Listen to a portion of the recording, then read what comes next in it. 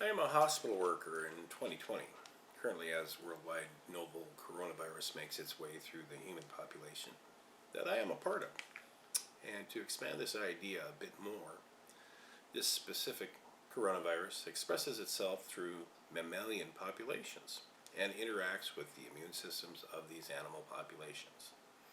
And the ensuing result is either an immune system configuration with a thumbs up or a thumbs down in its mitigation and bioimmunological negotiation and diplomacy with this uninvited guest. From my understanding of life, this virus has the same gift that we as humans, also guinea pigs, humor me if you will, the breath of life coursing through the material essence animating this virus and each and every one of us as we make our respective ways through the maze and complexities of our each individual lives. Of course, the virus appears to not be as self-aware as the guinea pig, as the guinea pig is less aware as us human beings. Yet it would appear that the social complexities and created structures of the human being are being derailed by a living viral species that does not have a developed neural system. Thus, what good is the brain?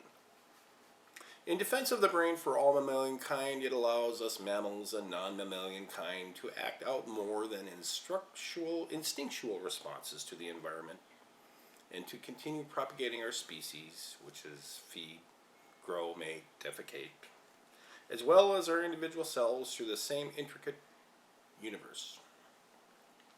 We each and every one of us is the results of the dying and explosive results of the matter anvils in this universe we populate. The anvil of the gods certainly would be within the explosive supernovae of the gas giants, suns, stars, that expel and spend photons like there is no tomorrow until tomorrow comes. Like the anvil of gods, the novel coronavirus is our tomorrow, or an indicator that tomorrow will be coming. Yet we as a species, we will survive even if that nothing is done, and I don't advocate nothing to be done. It is more an existential qualitative query to the type of life we are and if we respond with the appropriate intelligence. Tomorrow is coming and it is having an effect upon our consumerism, how we exchange goods and services, how we employ and dedicate ourselves to the propagation to each of our respective economic communities we are a part of. Am I more than I can contribute? Am I more or less than my ability to effectively consume and be a consumer? Does my intelligence count? Do I count and add value to my subset group?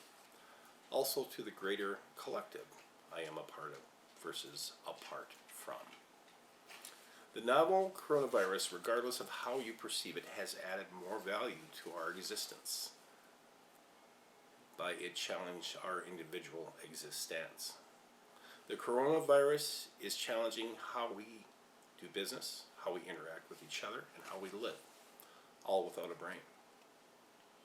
It does this by being more of the essence of what it is and not what it thinks it is. So questions remain. Who are we? Do we matter? What value am I intelligently imparting? What are we?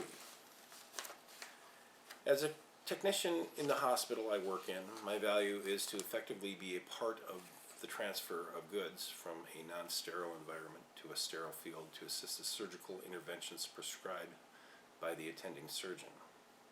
If I fail to succeed in this, my value is in question as a technician. As well, the safety of the specific patient. To be of value, I have to be part of the process in assisting the surgeon and patient, and not apart from. In reflection, I see the coronavirus as an impediment to the quality we humans like to believe we won't promote yet.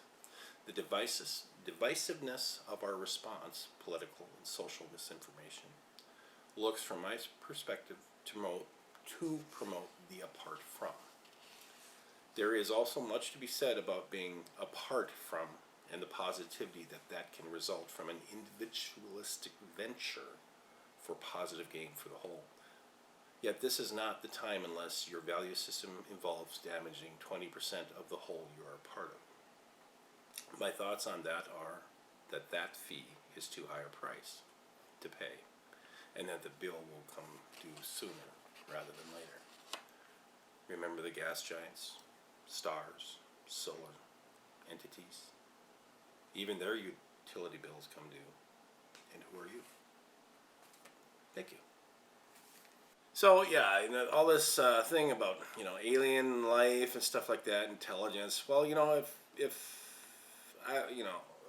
alien life, I would look at, the octopi. Okay, here they are. They're multi-limbed creatures. They're very intelligent. They can, change colors. Their skin is to hibernate, or not hibernate, but camouflage. But and they're very intelligent. They got like 3 arms on the jar, with whatever the human put in there. The mollusk, gonna get the mollusk and doing that, and then it's got 1 arm hanging on to the rock. That's 4, and then and with the other appendage, it's mating with another female octopi. So that's 5, and it's got like 3 more to go. One's hunting for a food besides the opening the jar. That's 6, and 2 could be playing a crossword puzzle with. To me, an alien would be looking at that as more intelligent than what? A bipedal human? Go figure. Also, back to my boys, they were, they huddled around the computer screen, and they didn't really notice that I was coming up on them, and I was a little curious and somewhat concerned to see what was going on, and well, lo and behold, on the screen, and I kind of said, they kind of looked at me, and I said, those girls aren't wearing masks. I think your mother would be a little concerned about that. That's the joke. Tangle, box, or urn of gut.